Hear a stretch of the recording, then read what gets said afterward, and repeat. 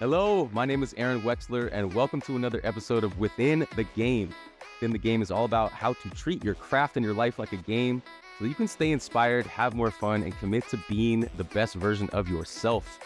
Thank you to all the listeners and the fans of the show. And if you would like to support the show, a great way to do that is grab a copy of my book, The Inspired Athlete, as well as to share this episode with anyone you think would benefit from it. Also, if you could give the channel a like and a subscribe, those things really help out. I love speaking with inspired people and people who, play life like a game and play to win. And so today I have the honor of having McKenna Reitz on the show with me today. McKenna, thank you so much for being here. Thank you so much for having me. It's such a blessing to have you in my life and just to hear about your story because, again, we have to surround ourselves with incredible people and inspiring people, and that's what you are to me. Oh, thank you so much. That means a lot. And likewise. McKenna, you are a TEDx speaker. You started sharing your story after losing all your hair to alopecia, and now you use your journey of having this autoimmune disease to help others overcome the loss in their life by resetting the mindset of loss into growth and opportunities in their lives, which I absolutely love that. You teach AP psychology and coach varsity volleyball, where you empower the next generation of student athletes to stay on the path of being the best version of themselves. Let's go. McKenna has appeared on Good Morning America, the Jennifer Hudson Show, and many more media outlets. And I'm very lucky to have you with me today. And big shout out to Craig Siegel for connecting us. Appreciate you, Craig. Your IG is at McKenna Reitz. Your website is McKennaReitz.com. Thanks again for being here, McKenna. I'm going to just jump right into the first question. I always ask all my guests this. What does living an inspired life mean to you? Living an inspired life to me is always reaching for the next thing, surrounding yourself with others who are going to challenge you, who are going to empower you, who are wanting the best for you.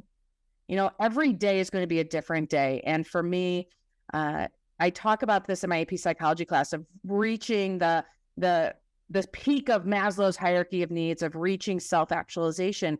But to me personally, I never want to reach self-actualization because I love achieving goals. I love winning. I don't know if I hate losing more than I like winning, but I don't. Regardless, when I hit a goal, I will celebrate, but then I'm always in the mindset of what's next. How can I improve?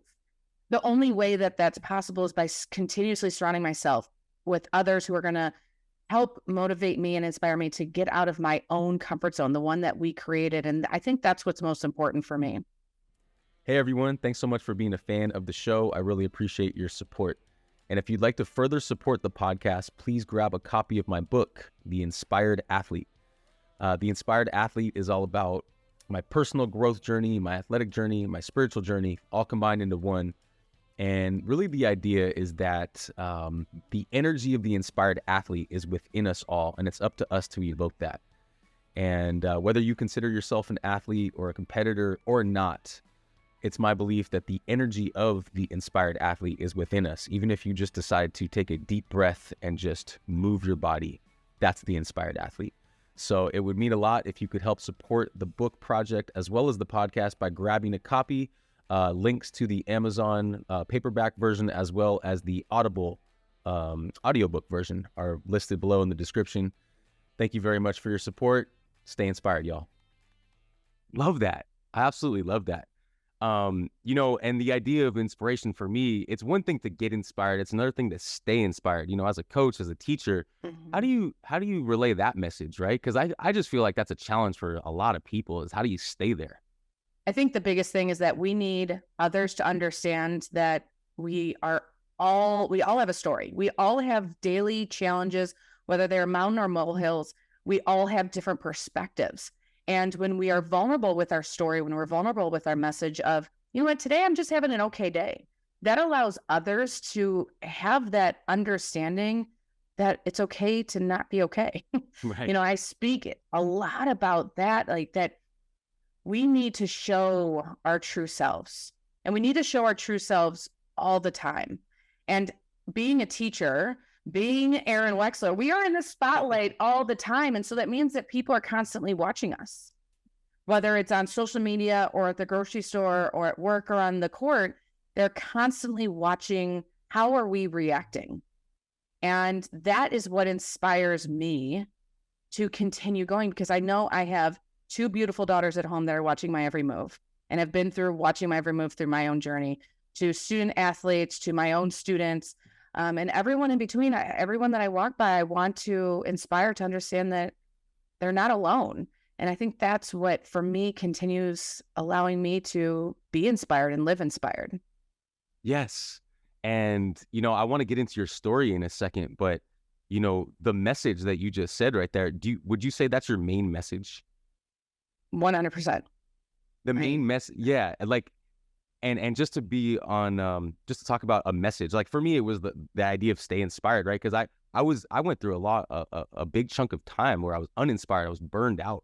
Mm-hmm. And I'm very open with that now, right? Like I talk about that now, because now I'm like, I just find so many things that inspire me, right? Even like this conversation right here is just, it's inspiring. But to be on that path, and we're not all part of my message is that we're not always up there in inspiration all the time, but to be on that path, I think, is my message, and I want to ask you this. Do you think everyone has a message? Do you think everyone has a unique message? Everyone has a story. Yeah. And it takes life to happen for us to see what our message is. Yeah. And we don't know when it's going to happen. And it could be something that's transformative that continues on. But the fact that we all continue to show up every single day, if that's your message, let it be. I love that. That's awesome. That's just a good starting point, right? I'm going to show up today. Yep. And I don't care how you show up, just show up. Right. Like whether you're in your pajamas or you're in a tuxedo, or, whether it's mentality, physicality, or emotional, just show up. That's beautiful. Let's get into your story a little bit. Briefly share with the audience, how you became who you are today, what you went through, everything. I am very blessed that I have been surrounded with such an amazing support system. My dad was a college athlete. My grandfather was fought in World War II. My mom is one of my biggest inspirational. I have a husband who loves me through and through. So I've been very blessed in that standpoint that I have an amazing support system. Growing up as an athlete, as a college athlete, I've loved the structure. And playing volleyball, that it is in one of the most intense team sports that you cannot win alone. You have to rely on others, and you have to be geared towards one task. And so having that in my life is allowing me to sit here today and to tell my story. Mm-hmm. I grew up being known for my hair. Everyone knew me for my hair. And I had our youngest in May of 2015. And 4 months later, I'm standing in the shower with my hands full of hair in complete disbelief. Within 3 weeks in November of 2015, I lost almost every strand of hair in my entire body. And I felt as though as every strand of hair that fell out, my identity was being ripped away from me. And, we talk about showing up and we talk about living that inspired life. My hair started to recede back, and I started to wear a headband. And as I was teaching, because I still showed up, my mom was asking me, like, how do you do it? How do you, how are you doing every day? I said, there's no other choice. I have two beautiful daughters watching my every move. I have students who are relying on me. I have a family to take care of. I still got out of bed. Doesn't mean that I was being my best. It doesn't mean that I was, I was consciously there, but I was there. And I remember standing in front of my AP psychology students, and my hair was substantially thin. My hair was receding back. And I said, my hair is falling out and we don't know why. And I'm going to start to look different. And that is when we talk about living that inspired life, that is me showing my students. There was no reason except for them to know that I was not sick. I was diagnosed with alopecia. It's an autoimmune disease that attacks your hair follicles and causes your hair to fall out. There's nothing physically wrong with me, but everyone that sees me believes so, because we have that representative heuristic of where we automatically assume that it's cancer. And so it was almost just a way for them to know, hey, I'm not dying. I'm not physically sick. My hair's just falling out. but it also gave me some breathing room to be able to navigate this really, really dark storm that I started to go through. And because I didn't know, I couldn't grasp what was going on with me. Wow. Thank you for sharing that. And, what the word that just came to mind as you were sharing that to me, sharing that with me is vulnerability. Like, what made you become so brave and bold that you could share this like, this is a very personal thing, right? I mean, it's one thing to be in front of your students. I mean, but now that you're going on all these media outlets, you're going all over the place, including this podcast, right? You're Exactly. being very vulnerable with your story. What was the switch that allowed you to become vulnerable and share?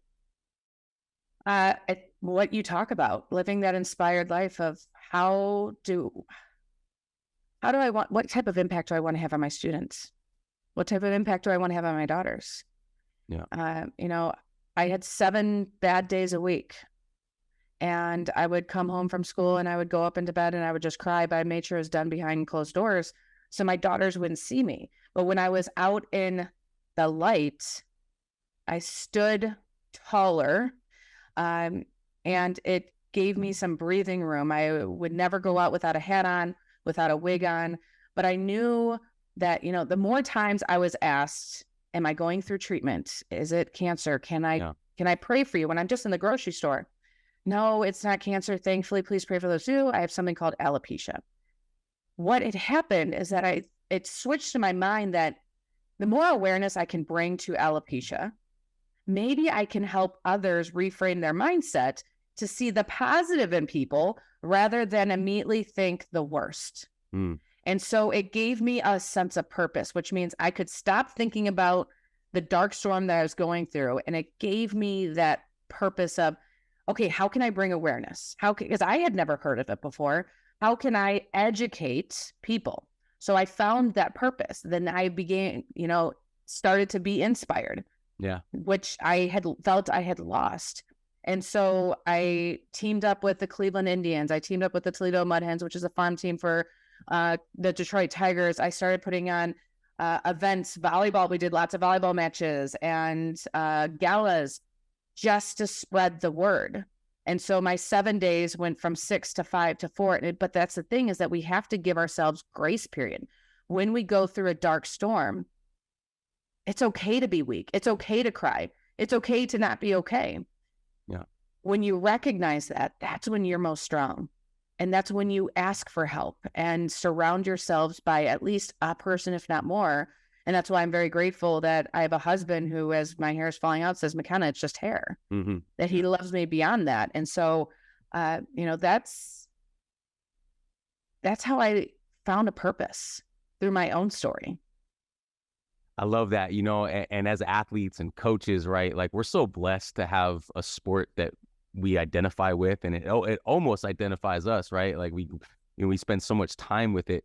What inspires me is when I hear stories like yours and then I hear your response, right? It's one thing to have stuff happen in life, but to have the response, to hear the response that you've had with your, with this condition, that is inspiring, right? Because life happens, stuff happens, right? It's how do we respond, and I really acknowledge you and I respect you for that, because it's not easy to do. And it takes that bravery. It takes courage. It takes that courage. Talk about courage for just for a minute, and how that has created more confidence in you. How like, you have courage inside you, but you've like fostered it. You've created a confidence based from this courage and saying, you know what, I'm going to go for this. I'm going to spread my message. I'm going to help other people. Here I go. Let's go. Talk about that. I think it really stems to me being a coach. I have these young female athletes who I'm remembering back when I was a high school athlete and being so insecure and questioning and wanting people to like me and trying to find friends. I wanted to be the person that I needed in high school. And so that's where the courage to continue showing up. I talk about one season, we talked about being all in. Yeah. And what we need to understand is that people's definitions of all in is going to be different every single day. Wow. If it was just 1% better, if you moved from the couch to bed or bed to the couch and that's your all in, I applaud you. Like, that's the biggest thing. It's not running through a brick wall every day. Right. And that's what is the misconception, is that everyone's like, I'm going to go 110%. Screw that. It is being able to just get your butt out of bed. And so that's what I want to inspire my daughters and my players. And that's where I found the courage, because what am I teaching them? What am I teaching them that when life happens, how are you going to react it? Are you either going to allow it to define you, or are you going to define it? There we go. And when you define it, you are now taking control. And that is where the courage comes from. And you feel that superpower, and you feel that control of how your attitude. And that's where that courage comes from. Okay, that is awesome. I heard that you say this on another podcast. I would love for you to repeat it and then just like explain it, like unpack it a little bit more, because it can be so relatable to so many people. That phrase you said about defining it. You allow it to define you, or you define it. Yeah. And I look at it as, the Christmas, a month after I lost all my hair, it was my daughter's first Christmas. And I maybe took 1 or 2 pictures total because I was so ashamed and so embarrassed. For the next year, I rarely went out with friends. I was so insecure. I couldn't even look at myself in the mirror. I was allowing alopecia to define me, dictate how I interacted with my daughters, with society, with myself, and how I viewed myself. And when I stopped allowing it to define me, and I'm like, I'm going to take control, I'm going to define what alopecia is to me, it started to open up my eyes and allow me to really see the world. That is so empowering. Like, where my mind just went was like, that could be anything. It could be losing a game. That could be going through trauma. That could be like whatever happened to you, right? And I have plenty of things that I'm thinking about right now for my life. Like, I don't want those things to define me. I want to define those things. Yep. Right? Yep. And that's the biggest thing is now, I say it. Am I going to allow this to define me, or am I going to define it? Damn it. And I'm going to define it, because there's a lot of things that are out of our control. But the one thing that, and I talk about this all the time, the one thing that's in our control is our mindset, is our attitude. Yeah. And I talk about this quote all the time from the Captain Jack Sparrow of the Pirates of the Caribbean. The problem is not the problem. The problem is the attitude about the problem. We as humans are innately wanting to be in control. And when we're not in control, we're going to do whatever we can to be in control. That means we are going to waste so much energy in our lives to focus on something that there's nothing we can change about it. But what we always have control over is our attitude, is our mindset towards traffic, to long lines at the grocery store, to losing your hair, to going to a loss of a volleyball match, to whatever it may be. It happened. The loss happened. What do I have control over? I have control over my attitude. How am I going to become better because of it? Wisdom nuggets right there. Wisdom nuggets. I want to get into this journey of self-love that I've heard you talk about. Now, for me, it's actually chapter 1 in my book, The Inspired Athlete, which I talk about love and then self-love, and like the importance that you really need to love yourself first. You have to just love that person you see in the mirror, right? More than anything else, before you go to practice, before you go to work, right? It's like, that has to be like the number one thing. I would love to hear your perspective on that and how you found that for you. I will tell you that it took every strand of hair to fall out of my body and to be almost 40 years old to discover self-love. And that is me making sure that others know that it's okay if you're not there, as long as you're on the journey of discovering that self-love. We live in a society is forever changing. I see it from when I was growing up to my high school students to my daughters. And we are constantly surrounded by others. When we left high school, we got to escape whatever was going on in school. Now it follows you wherever you go. And so what's happening is that we are comparing ourselves to others all the time. Right. How we look, how we are physically, our physical abilities, our academic abilities, our emotions, our communication styles. And it's innate. And so that's why I love talking more about it, is the more we can become conscientious about it, the more we can implicitly be able to recognize that we are on our own path.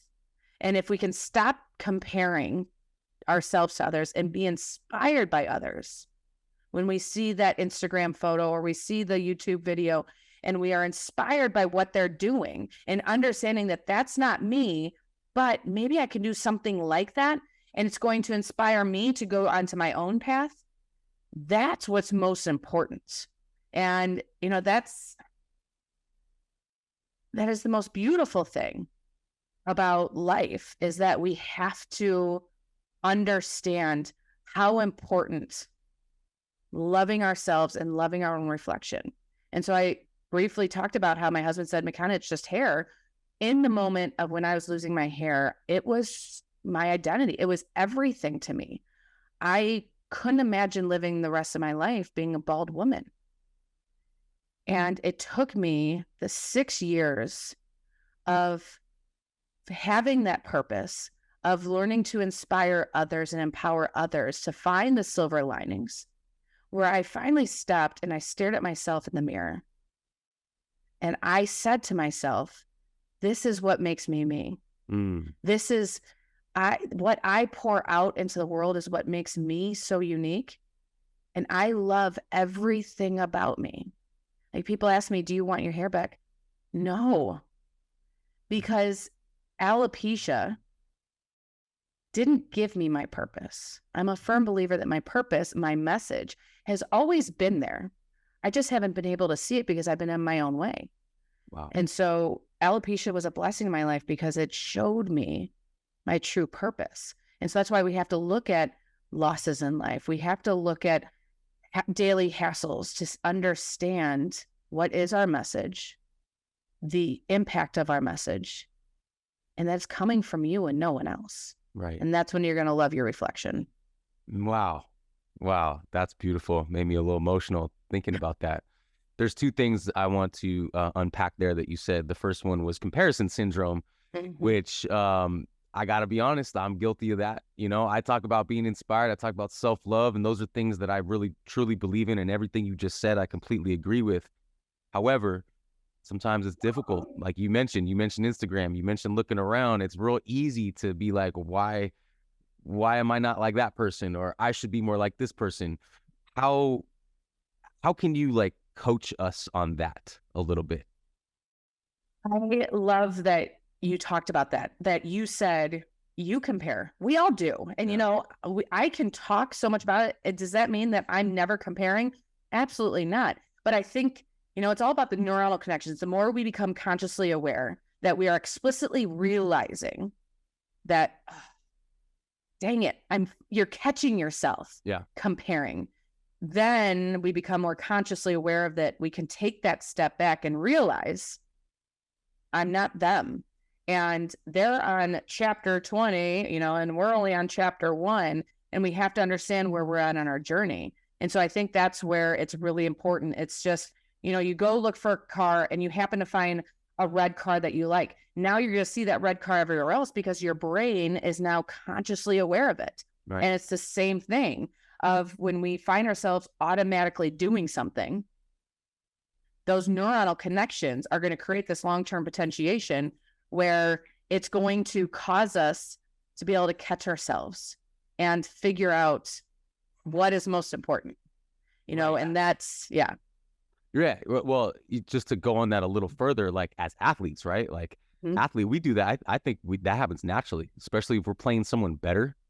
We're like, okay, it's one thing to be inspired and be like, yeah, they're really good. I could be good too. It's another thing to be like, man, I need to be like that. I need to be like that person or that player. That's hard to do, right? Yeah. It's really funny. You look at some players, you're like, oh, I wish I could jump as high as them. Right. We were all given our abilities. Now, work ethic is a totally different thing. Yeah. And that's what athletes need to understand is that, my husband is 6'1", but can play unbelievable volleyball. Yeah. And so he knew what his weakness was, and that was not being tall. And his strength is being able to outsmart. And so that's what we have to understand. We have to understand what are our strengths and what are our weaknesses. My strengths are going to be the yang to their weaknesses, their yang. And so as a teammate, what is my role? It's the same thing in life. What is my role? Understand what I'm good at, understand what I'm not good at, surround myself with the people that are good at the things that I'm terrible at. Right. And then that's going to allow us as a community, small or large, to be that much more effective. Huge thank you to new sponsor of the show, Chico Bag. Chico Bag is your eco-friendly travel pack and shopping companion. I actually have my travel pack right here. I use it almost every day, and I love it. Love it for little day trips or going to the grocery store. It replaces hundreds of single-use plastic bags and fits in your pocket or purse. And with its stylish and durable design, you can take it anywhere. Chico Bag is a certified B Corp and donates 1% of sales to environmental causes. So join the Chico Bag revolution to reduce plastic waste and create a sustainable future. Visit chicobag.com and get 20% off your order as a Within the Game podcast listener using promo code Within the Game. Back to the show. Love it. You also mentioned identity, and this is something I think is, well, it is relatable to everybody, right? We all kind of need to know who we are, right? And in whatever role that is, whether it's in school, in business, as a podcaster, as an athlete, in relationship. One of the things that I like to do, and I've been doing this recently, I didn't do this my whole life actually, but I recently turned 40 myself, and I recently just started doing this throughout the day, which is prompting myself, which is very simply, I am. And then I just kind of fill in the blank, right? And I fill in the blank with all the empowering words. Like for me, it says, I am a being of love and light. I am a lighthouse and I radiate love and light. I am an inspired athlete. I am healthy, wealthy. Like I just fill in the blank with things that I am, and I am affirming that. So I was hoping that you could share maybe a tool that you use to help anyone listening to this who might be struggling with like the identity factor, which is, who am I? Affirmations are my thing. I have this right here. Abundance flows through me with ease. Love that. That means that every time I open up my laptop, which is a lot, I am constantly being surrounded by my affirmations. And so having them on Post-it notes on your mirror, it is allowing you, even if you don't believe it, what do you want to believe? What do you want to feel? And then put it into the universe. Say it to yourself over and over. The more we see, the more we believe. And, I remember when I used to be a waitress in college, and I walk in and I'm having a terrible day. But if I walk up to that table in a terrible mood, I'm not getting a great tip. And so what I have to do is I have to walk in and I have to change my whole mindset. And at first, I'm faking it, but then we know it's going to happen.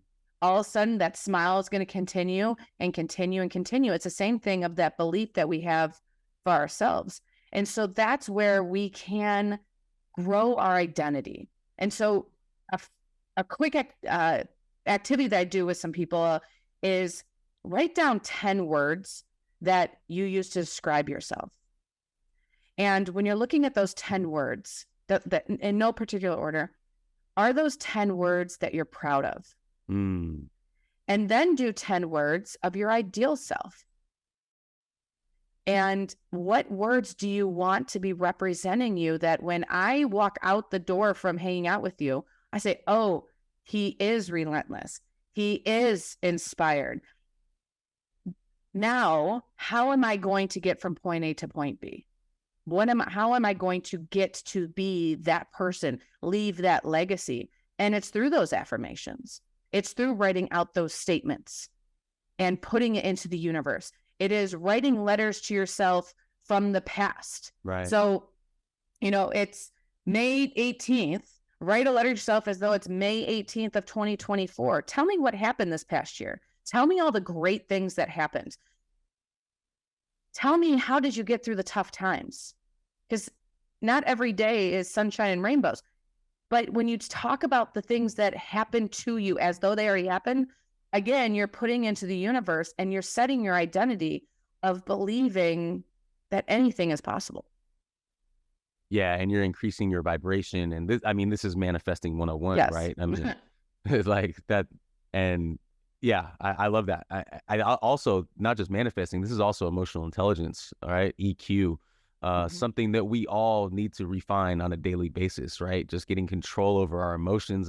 This is mental health awareness month, right? Like, I think everything we've been talking about so far has been mental health and, getting control of our own self-talk. Maybe that's a great transition to self-talk actually right now. Like, how do you define self-talk and how do you coach it with your players? It's all about switching the narrative from the negative to the positive. It is eliminating the negative words. It is eliminating the negative thoughts of it's match point, ball is in your hands, you're serving. I love the ball in my hands. Like, I want to be serving. I'm a setter. Like, I know exactly who I'm going to, what I'm going to do. Let's go. Let's go. I love it. When you're holding that ball, are you thinking to yourself, let's go? Or are you thinking, oh my gosh, don't miss. And it's all about that self-doubt. When we eliminate that self-doubt, and it's reaffirming to my players that they're here for a reason. And we need to make sure that we are pouring into others, because that, if you go back to hierarchy of needs, if you notice, belonging and being loved is before self-esteem. And we always have this discussion. In our minds, in our bodies, we have to feel that we belong. When we feel that love, when we feel that bond, then we start to stand a little, we feel that purpose, we understand that role. And so it has to be a constant communication, but it also has to be open communication. Having that self-talk. I just had a player come to me today and had a very open conversation. And that's what's important, is that she felt comfortable enough to come to me and say, hey, coach, I'm thinking about X, Y, and Z right now. Let's talk about it. And having that self-talk, knowing that, again, it's okay to not be okay. It's okay to have that negative self-talk, but you have to lean on others. And let's talk through it. Right. Let's reframe them. You have an outside perspective coming in to be able to get you out of that cloud that you're in, to be able to see your potential, to see the silver linings, to be able to see how valuable you are. And then that's going to put you on a different path, which allows you to have these sticky notes. So which allows you to stand taller and walk prouder and walk more confidently. I love it, McKenna. This is awesome. Let's talk a little bit. Do you have a few more minutes? Yep. Let's talk a little bit about leadership. I know you're big on leadership. So am I. It's one of the things that lights me up. One of the topics or ideas that I get fired up about. I feel like you do as well. What are some things that a true inspired leader, what are some like qualities of a true inspired leader? And what are some things that you teach for your up and coming leaders? One of the biggest words for me is consistency. Mm-hmm. Are you consistently showing up as you? Being able to be vulnerable and talk about the good things and the bad things. Yeah. Being able to say, hey, I messed up. It is pouring into others. It is allowing others to feel inspired and to feel empowered just by your presence. Right. They are always constantly being encouraged without you even having to say anything.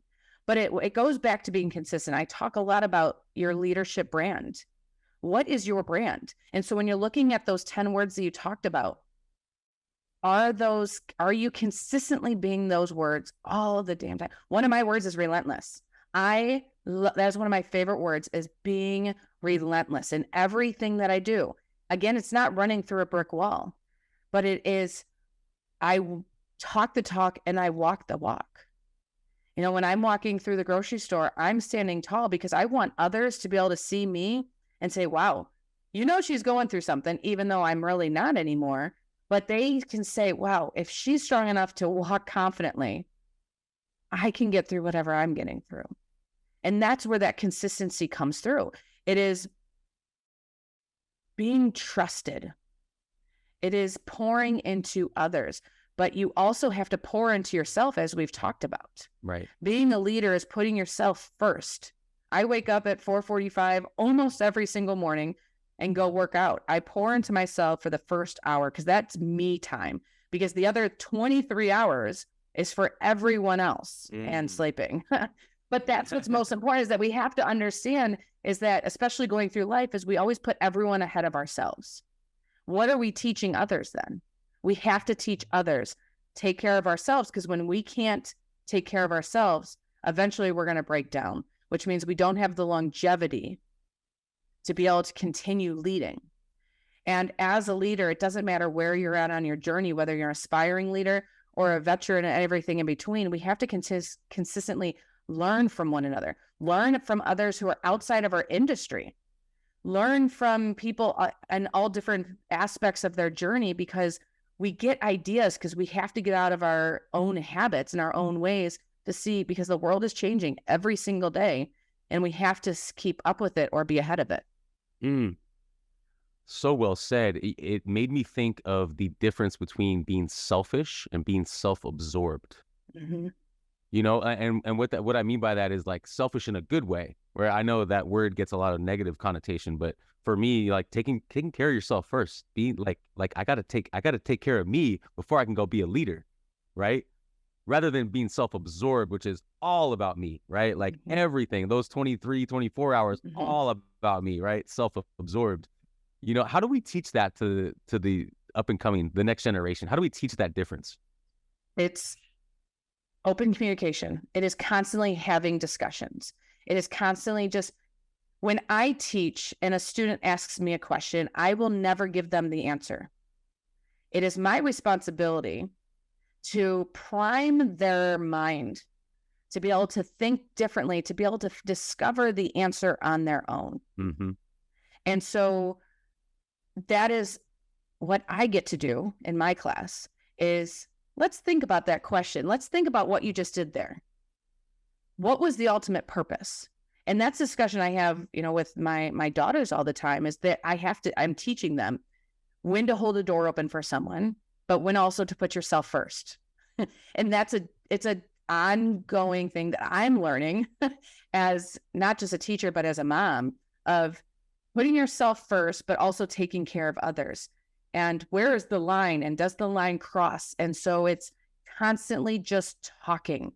And that's what the Gen Zs are afraid to do, is talk. Yeah. They don't, having that conversation, an open conversation, a face-to-face conversation. Yeah. And being called out and being okay with being called out, because it stops us in our tracks and allows us to introspect on what is my why and how am I going to get there? Right. Yeah. One thing I would offer to that too is prompting. I think prompting is like self-prompting, you know, which is, we talked about the affirmations, but then prompting others, right? Asking questions, you know, creating that curiosity, but allowing the curiosity to turn into a conversation, like you just said. Like that prompting, even now with like ChatGPT, like the prompting is becoming a skill, right? So how can we prompt ourselves and prompt others to create more, like you're saying, this community, this conversation, this constant evolution of thought process, you know? And you can't stop. And that's why we have conversations like we are having right now, and continuously have conversations with others, because it's that ongoing. And every conversation, every sentence, it takes you in a different direction. Yeah. And it allows you to grow. And that's what's very cool. I love it. Just a few more things, McKenna. I actually want to talk about spirituality and personal growth as it relates to athletics.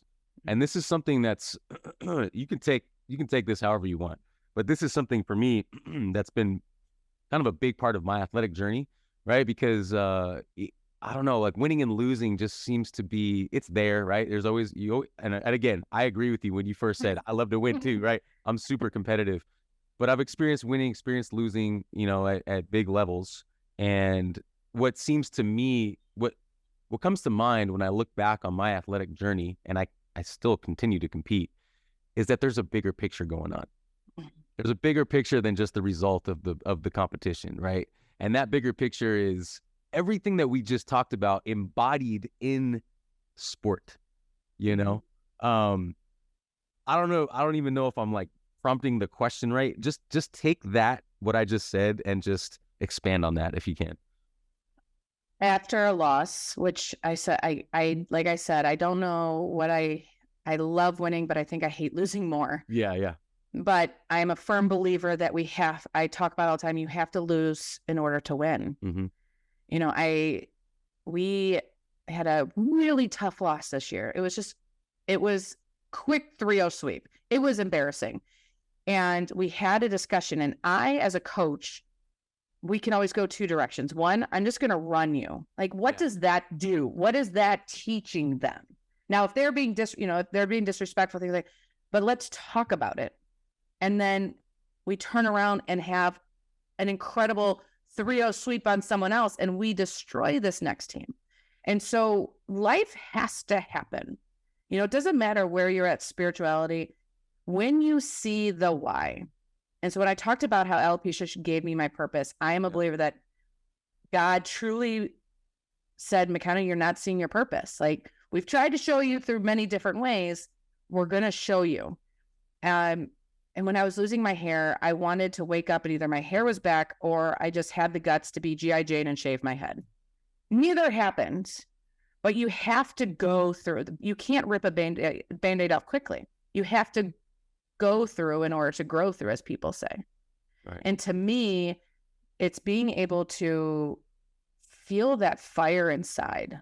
It's being able to continue throwing wood onto the pile, from understanding that every step you take and every step that you're taking towards that purpose is allowing you more freedom in your thoughts and more power in the way you're influencing and supporting others.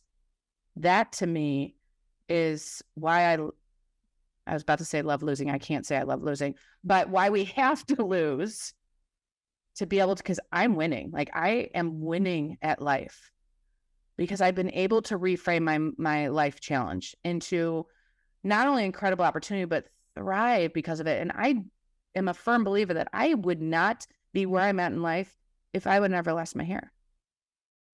So I'm very, very blessed. Wow. And then, you know, building on that too, let's just go back into sports first. Let's go back into the game or a practice or a, you know, a competition. Is finding the flow. I love talking about flow. Finding the flow. Is that something you can practice, or does that just come? Like, expand on flow for me. I get to coach 15, 16, 17, 18-year-olds. And then we also just went through COVID. So we're dealing with different types of seasons. We're dealing with a society where the expectation is you're playing travel, you're getting recruited, you're never not in the gym. My goal is to create a well-rounded, not only athlete, but just a female. I want my players just to be kids. I want to help remove the pressures, remove the expectations that are on them all the time. And so every preseason we do team bonding. We have a place in Ohio called the Hocking Hills, where there's caves that you can go and hiking trails. We rented a lodge. I rented a house 2.5 hours away from here later for next preseason. And it's just to, one, learn about one another, but it's also a time for us just to come together as a team. And when we come together as a team, I listened to Becky Schmidt, who's the Hope College volleyball coach, and she talked about cultivating a culture. Yeah. And are you focused on the social aspect of it or the task? And I feel like I as a coach, have been focusing on the social aspect to put us in the flow. And so it's more of, let's focus on individuals and what are their individual goals, and then what are our team goals, and then that'll bring some more flow. it's got to be different. I'm going to be switching to the task. I always tell my players, you can't be best. You don't have to be best friends with your teammates. Just be a teammate. Be a great teammate. Right. But you can't. There's so many things that are just innate. I'm a firm believer, but having that task, cultivating that, if everyone is geared towards that task, whatever that goal is, however you need to get it done, you get it done, then we're in the flow. Yeah. But you have to figure out what are the dynamics of your team? Sure. What is going to be most effective? And is it something that you have to focus on? Maybe you're already in the flow, right? You're looking at U.S. national teams and they're in the flow. They have one goal, and they're going to run through a brick wall. They're going to play on broken bones, whatever it may be, in order to accomplish the task. Yeah. But then you bring in that they support and love one another. I mean, we saw it with the women's team this past Olympics, and it was incredible. Yeah, no, absolutely. I've had Karch on the show before, Coach Karch Karai. Yep. He talks about mindfulness training a little bit as well. And I think that's big for any age or any gender. Mindfulness training to me is, learning how to meditate, even if it's only for a minute, learning how to visualize, even if it's only for a minute, because it's not easy to do. Do you implement any of that stuff in your? Oh, yeah. Yeah. So I started this. We started actually during COVID, but they ask every year. After school ends, we get the net set up, or if we're on the road, we go into the gym and we do some sort of 5 to 10 meditation. Nice. They disconnect. I challenge them to go sit on the court somewhere. Like I would always go sit in the setting position, but visualize yourself doing something good, getting a high five, cheering for teammates, seeing that perfect set, or, that great serve, or that amazing block, or just completely disconnect from life for 10 minutes. Right. We have to slow down our mind. And they just went through a full day of school, highs and lows, everything in between. And they love it. And I've seen a big change, not just physically, but emotionally and psychologically, which is so critical. Totally. In life. It's so good to hear that you're doing that. And for anyone listening who, might not identify as an athlete or, team or coach or volleyball, or any of that stuff, I encourage everyone to just try to start some mindfulness training. Like it could be like a minute in your car, just breathing without looking at the phone. And just like what McKenna said, just slow down for a minute. For me, that's kind of changed my life. When I started doing that, because as an entrepreneur, we're always going fast. We're doing this, we're doing that. Even as an athlete, doing this, doing that. But I started to slow down recently. I've actually been able to enjoy those moments more. Actually, look forward to those moments more. And even if you need to schedule it, and it's okay to schedule it. Yeah. In order to make sure it happens, but make sure it happens, and you have to start slow because. Like, I'm not a yoga person because it's tough for me to go slow. Like, I want to be training. Like, I see you train. Like, that's what I like to do because that's being, a college athlete. But we have to intertwine that mindfulness in. Yeah, totally. Last question, McKenna. Thanks so much for your time today, too. How do you find fulfillment? I find fulfillment just being with my family. We just went golfing 2 nights ago. For first time in so long, we didn't have anything going on. And fulfillment is just being present, which is a very difficult thing to do. But whether we're at a softball game or a volleyball match, or my husband's coaching and I'm across the way, or I'm coaching, it's knowing that I'm loved, knowing that I love, and living in the moment. That is fulfillment for me. Wow. Mic drop moment. That's so great.